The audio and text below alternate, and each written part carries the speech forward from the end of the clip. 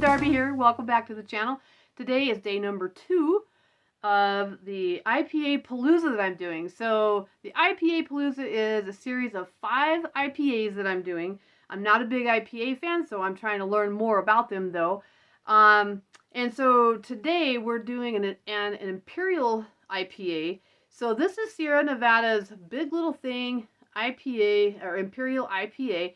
So it clocks in at 9% ABV and, let me double check, 45 IBUs. So the last video I did, I started out with a juicy IPA, and it was 7.7 ABV and only 36 IBUs. So I started at the lowest IBUs and I'm working my way up, again, because I'm trying to see how that influences what I think of each IPA. So it may or may not. So anyways, Sierra Nevada, Big Little Thing, IPA, Imperial IPA. I keep saying that twice. What the heck?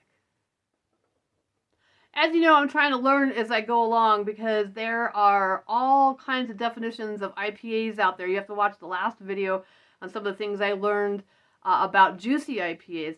But I learned this time that a double IPA and an Imperial IPA, that's hard to say, and an Imperial IPA, are the same thing, at least according to most things that I looked up. So I did buy a double IPA as one of my 5, and that's basically going to be the same thing, but that's okay. And then I also learned last video that a hazy IPA and a juicy IPA, a lot of people consider those the same. So I bought one of each of those as well. So that, anyways, that'll be fun to compare.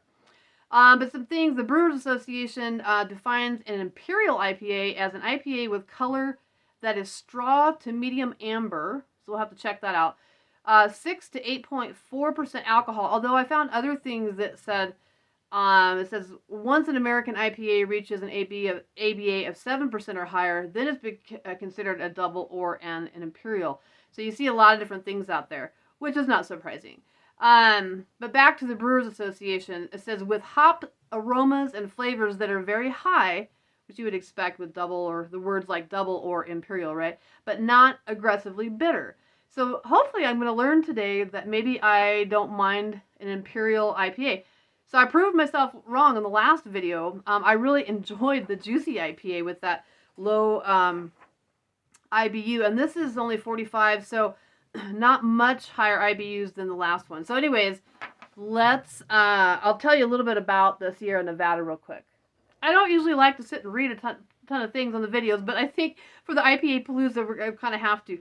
So this is about this particular beer, this Sierra Nevada Imperial IPA. So Big Little Thing defies brewing logic, a monster ABV and booming hop character, but tame sweetness and a clean finish. This anomaly of Imperial IPA starts with the mash, more than just using a huge volume of malt, and we do fill our mill to overflowing. We mash our grain aggressively to yield a higher ratio of fermentable versus unfermentable sugar. So that's interesting. That actually makes some sense to me. This allows yeast to metabolize nearly all the sugar, which both boosts the ABV and cuts the malt sweetness at the same time. Yeast and hops collaborate on their own magic. Dry hopping during active fermentation sparks biotransformation, whatever that is. I kind of understand what that is. Yeast cells alter the chemical compounds in hops to unlock entirely new aromas like the tropical wave that washes over Big Little Thing. All right, enough of that. Let's try it. The pour.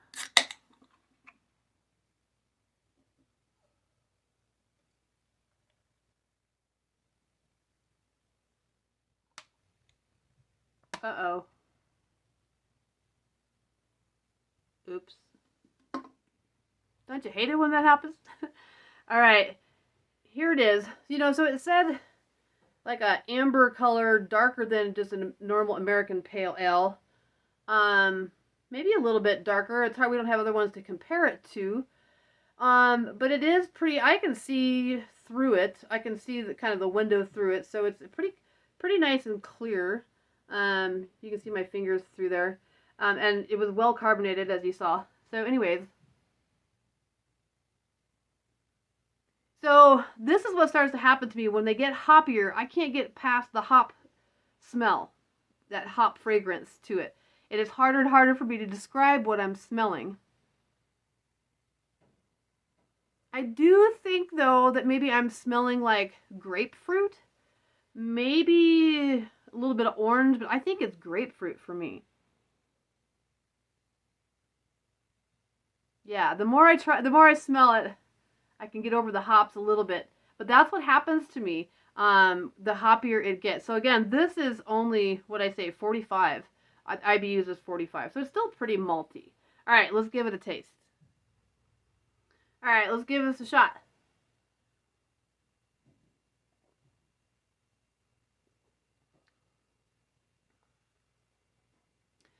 All right, I can tell I'm starting to get to that borderline of bitterness that I'm kind of don't like.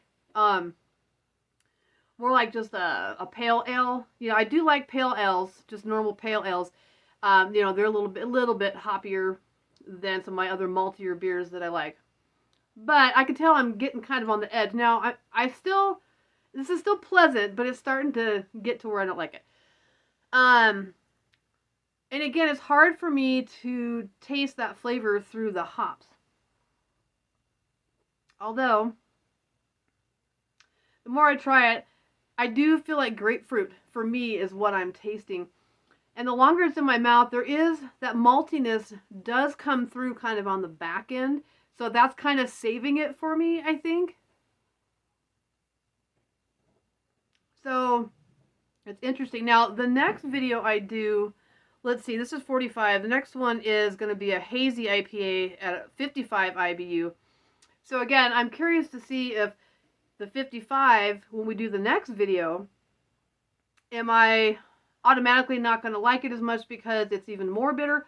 Or maybe I just don't like the grain bill in this. You know what I mean? So maybe the next one I will like. So anyways, kind of interesting. So right on the borderline there for me. But it's still pleasant. Still malty enough. I think I'll finish this beer. So anyways, thanks for dropping by, you guys. Like I said, the next one's going to be Accumulation IPA. It's a hazy IPA, and it's going to be 55 IBU and 6.2 ABV, and that'll be our third one. So anyways, I'm out for now. Have a good one. See you later. Bye.